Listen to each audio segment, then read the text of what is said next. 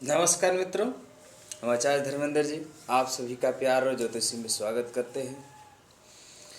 कहा गया है, आज हम आपको राहु का परिचय बताएंगे कि कैसे समझिएगा कि आपके शरीर में राहु नीच भाव में बैठा हुआ है और आपको सिर्फ क्षति ही दे रहा है, क्षति के सिवा लाभ नहीं दे रहा है। आप उसको सिर्फ ध्यान से समझिए कि आखिर राहु क्या चीज़ है और राहु हमारे जीवन को तबाह क्यों करता है। ये जित राहु तब परेशान करता है जब आपका पाप कर्म बढ़ता है। जब आपका पाप कर्म बढ़ेगा तो राहु आपके शरीर में नीच भाव में बैठेगा, आपके राशि आपके कुंडली में नीच भाव में बैठेगा और वह नीच भाव में बैठने के बाद आपको क्षति पहुंचाना शुरू करेगा। उसकी पहचान क्या है? उसकी पहचान ऐसी ऐसी पहचान है, आप अपने आप को खुद समझ सकते हैं कि ये राहु हमारे शरीर में, हमारे कुंडली में, हमारे राशि में नीच भाव में बैठा हुआ है। बिल्कुल बारीकी से ध्यान से समझिएगा। कहा गया है, अगर यदि आपको दिल कमजोर है, छोटी छोटी बातों पर अगर रुलाई आ जाए, रोने लगे, तो समझ लीजिए कि आपकी जो है राहु सबसे ज्यादा मतलब कि नीच भाव में बैठा हुआ है। अगर यदि आपको दिल का दौरा पड़ने लगे तो भी समझ जाइएगा कि आपकी राहु नीच भाव में बैठ गया। अगर आपने कहीं विष खाने की बात करने लगे या आत्महत्या करने की बात करने लगे तो भी समझ लीजिए कि आपके शरीर में नीच भाव में राहु बैठा हुआ है और वो आपको क्षति पहुंचा रहा है। तो आप इस राहु से छुटकारा पाने के लिए सबसे पहले अपने शरीर के अनुभव को कीजिए, अपने शरीर का अनुभव कीजिए।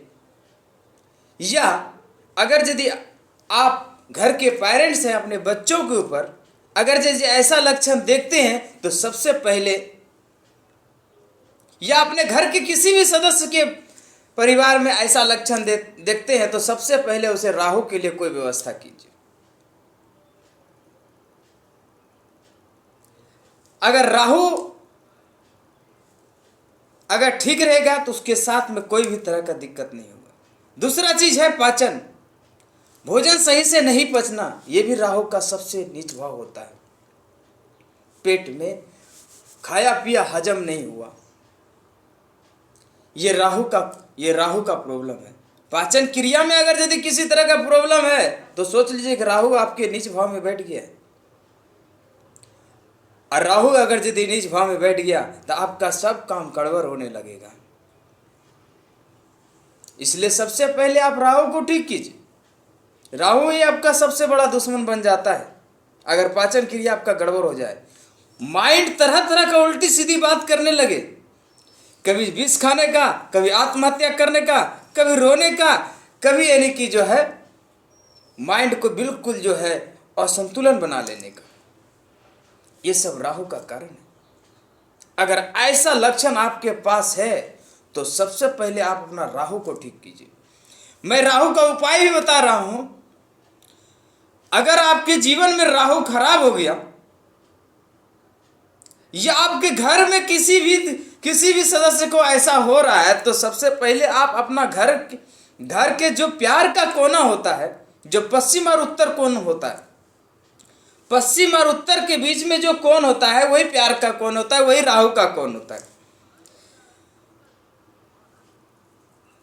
उस कोण में सबसे पहले आप क्या कीजिए, अपनी चुटकी से 3 चुटकी उस पर क्या कीजिए, एगो काला कपड़ा पर मेथी डाल दीजिए, एगो लोहे का कोई भी छल्ला या सिक्का या कील और थोड़ी सी गुड़ का टुकड़ा डाल दीजिए और डाल करके उसको बांध करके और एक मंत्र है, उस मंत्र का कम से कम 27 बार जाप कर लीजिए। वह मंत्र देखिए क्या है, ध्यान से देखिएगा। ओम ह्रीम राहुवे नमः, इस मंत्र का कम से कम 27 बार जाप कर लीजिए और इसको पश्चिम और उत्तर कोना के बीच में इसको टांग दीजिए। घर के किसी भी सदस्य को अगर राहु का प्रॉब्लम है तो वो राहु का प्रॉब्लम समाप्त हो जाएगा। ये सबसे इजी उपाय है। अगर आपके प्यार के बीच में टकराव आ रहा है तो भी ठीक हो जाएगा। अगर आपका प्रेमी आपसे दूर जा रहा है तो भी ठीक होगा, आपका प्रेमिका आपसे दूर जा रहा है तो भी ठीक होगा। अगर आपने विचार बना लिया नहीं अब हम आत्महत्या कर ही लेंगे, तो इस अवस्था में बचने के लिए तो सबसे पहले ये उपाय कर लीजिए, फिर आत्महत्या करने के बारे में सोचिएगा। ये उपाय करते ही आपके राहु महोदय शीघ्र नतमस्तक हो जाएंगे और आपको जो है शीघ्र लाभ देने लगेंगे, आपके प्यार के टकराव को बिल्कुल ठीक कर देंगे। यकीन मानिए मेरा, बिल्कुल ये इजी उपाय है। अगर वो भी नहीं कर सकते हैं तो सबसे पहले आप जो है श्वेत चंदन का जड़ी नीला धागा में अपना बाही या गले में कहीं भी धारण कर लीजिए। अगर उससे भी नहीं होता है तो सिलोनी गौमेद कम से कम उम्र के अनुसार, अगर यदि आपका उम्र 20 से लेकर के 30 के अंदर है तो आप कम से कम 10 से 11 रत्ती का सिलोनी गौमेद धारण कर सकते हैं, चांदी में बनवा करके, ये रिंग फिंगर में। इससे आपका राहु महोदय ठीक हो जाएगा। अगर उससे भी आप नहीं समझ पाते हैं, अगर वो भी आपको समझ में नहीं आता है, तो आपको क्या करना है, इस मंत्र का जाप करना है। ओम ह्रीम राहुवे नमः, ओम ह्रीम राहुवे नमः। इस मंत्र का जाप कीजिए, इसी में आपका कल्याण हो जाएगा। सच मानिए, यकीन मानिए, आपके प्यार के बीच में कभी टकराव नहीं आएगा। आपकी जो शरीर में पाचन क्रिया का प्रॉब्लम है ना, वो बिल्कुल ठीक हो जाए।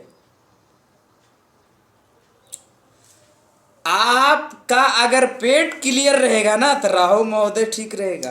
पेट को क्लियर करने के लिए तो सबसे पहले राहु महोदय को सही करें। राहु महोदय सही हो गए तो आपका सब काम सही हो जाएगा।